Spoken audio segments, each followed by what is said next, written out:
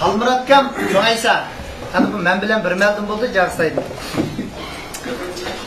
Aval ketim gulcuk eriptike.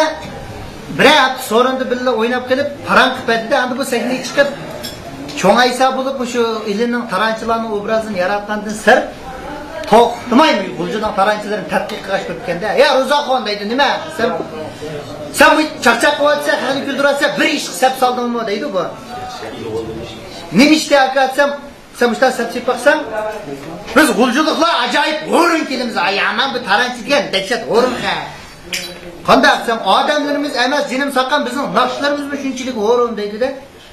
Ya bu Qashqar otishlarni undaq emasmasam yo'q. Sen Qashqarning odamlari qarab baq, Qashqarning naqshlarini tinglab baq.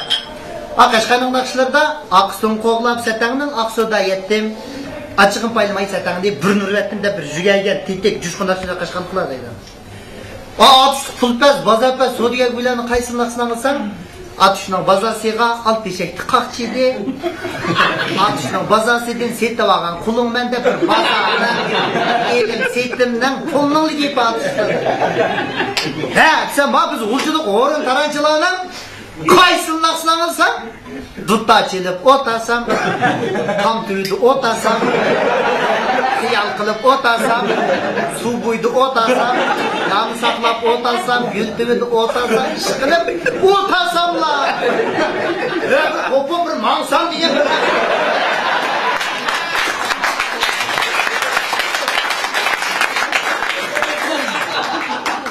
bir layg'azallarning bir naqshlari bor deydi. Men boraymi kitam anda yavums ya o'zga qolgan bitam.